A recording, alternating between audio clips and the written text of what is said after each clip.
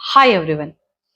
आज के इस वीडियो में हम बात करेंगे कि एबॉर्शन पिल का उपयोग हम कितने दिन की प्रेगनेंसी में या कब तक कर सकते हैं। इसी के बारे में वीडियो में विस्तार से जानेंगे, तो वीडियो को पूरा देखें। तो आइए हम जानते हैं कि जो एबॉर्शन पिल रहती है उसका उपयोग हम कब करते हैं। जैसे कि कोई महिला प्रेग्नेंट हो गई है और अभी वो उस प्रेगनेंसी को आगे नहीं बढ़ाना चाहती है या कंटिन्यू नहीं करना चाहती है, तो इस कंडीशन में डॉक्टर की सलाह के बाद आप एबॉर्शन पिल का उपयोग कर सकते हैं। पर महिला के मन में ये सवाल आता है कि हम कितने दिनों तक या कितने महीने तक इस दवाई का उपयोग कर ले तो हमारा केस क्लियर हो जाएगा। तो सबसे पहले तो आपको प्रेगनेंसी का टाइम कैलकुलेट करना आना चाहिए। प्रेगनेंसी के दिनों को कैसे जोड़ा जाता है, जैसे कि हमारा पीरियड आखिरी बार कब आया था। जैसे कि उदाहरण के तौर पे 1 अप्रैल को आपका पीरियड आया था, अभी 1 मई का पीरियड जो आना था वो मिस हो गया। कई सारी महिलाएं ये बोलती है, मैडम अभी तो 6-7 दिन की ही प्रेगनेंसी है। 6-7 दिन की तो प्रेगनेंसी पॉसिबल ही नहीं होती है, क्योंकि हमें खुद 4 हफ्ते के बाद पता लगता है, यानी कि पीरियड मिस होने के बाद में हमें समझ में आता है कि इस बार मेरा पीरियड नहीं आया। तो 1 अप्रैल को पीरियड आया था, 1 मई को पीरियड नहीं आया, तो आपकी प्रेगनेंसी 1 महीने की हो गई। अब आपको 4-5 मई को या 6 मई को पता लगा कि मेरा पीरियड आना था 1 तारीख को, अभी तक आया नहीं है, तो क्या प्रॉब्लम हो सकती है।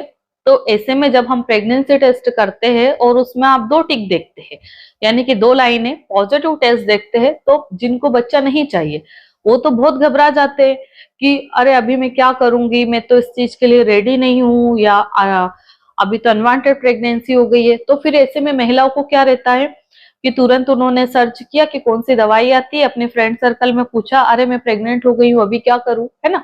तो आप लोगों को ऐसा नहीं करना है, किसी फ्रेंड से एडवाइस नहीं लेना है, प्रोफेशनल डॉक्टर से आपको एडवाइस लेना है, ताकि आपका केस बिगड़े नहीं।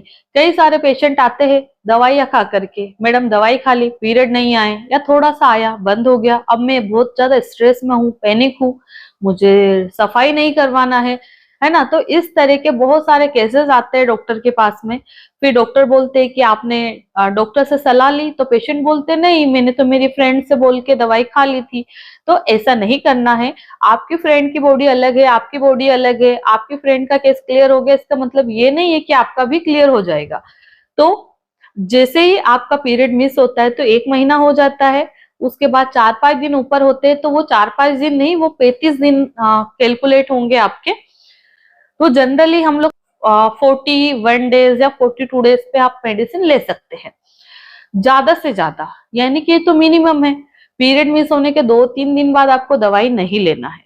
जनरली 10 दिन के बाद ही हम मेडिसिन शुरू करवाते हैं, ताकि वो जो अर्ली प्रेगनेंसी है उस प्रेगनेंसी को थोड़ा टाइम मिल जाए, बच्चे की थोड़ी ग्रोथ हो जाए, तो मटेरियल भी थोड़ा ठीक ठाक हो जाता है, और दवाई खाने से दवाई भी अच्छे से काम करती है और केस एक ही बार में क्लियर हो जाता है।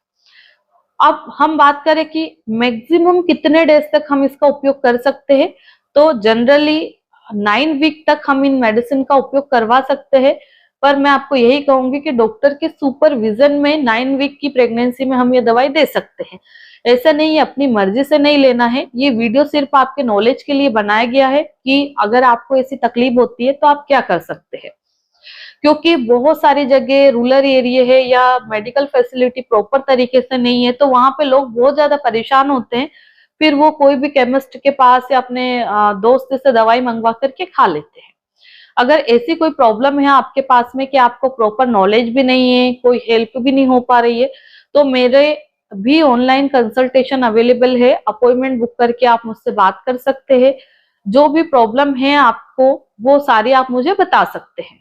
तो हमें मेडिसिन शुरू करना है 40 दिन पे, ज्यादा से ज्यादा हम 64 डेज यानी कि 64 दिन तक इस दवाई का उपयोग कर सकते हैं। अगर इससे ज्यादा की प्रेगनेंसी हो गई है तो फिर इन दवाइयों का उपयोग नहीं किया जाता है, क्योंकि फिर ये पेशेंट की सेहत के लिए अच्छा नहीं होता है। इनकम्प्लीट एबॉर्शन रह जाता है, जो कि काफी कॉम्प्लिकेशंस क्रिएट करता है या काफी खराब स्थिति हो सकती है, तो पेशेंट की जान को खतरा हो सकता है। इसलिए हम 2 महीने तक की प्रेगनेंसी में इस दवाई को दे सकते हैं, इससे ज्यादा की प्रेगनेंसी में दवाई नहीं देते हैं। और अगर आपकी जो प्रेगनेंसी 45 डेज की है तो एक ही किट से काम हो जाता है।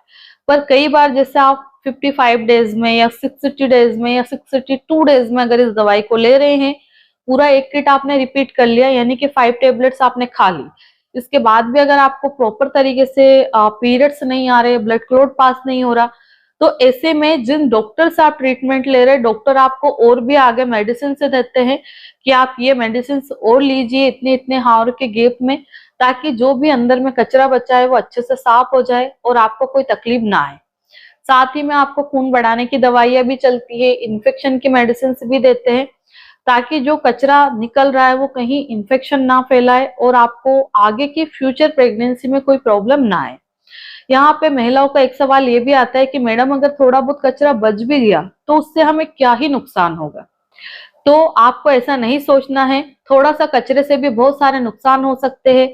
अगर उस कचरे ने इन्फेक्शन फैला दिया आपकी यूट्रस में, तो आपकी यूट्रस खराब हो सकती है, आपकी फैलोपियन ट्यूब में जाले बन सकते हैं, वहां पे फ्लूइड इकट्ठा हो सकता है, ओवरी में गांठें बन सकती है, आपको गंदी स्मेल आएगी, पेड़ों में हमेशा दर्द रहता है, बच्चेदानी में सूजन हो सकती है।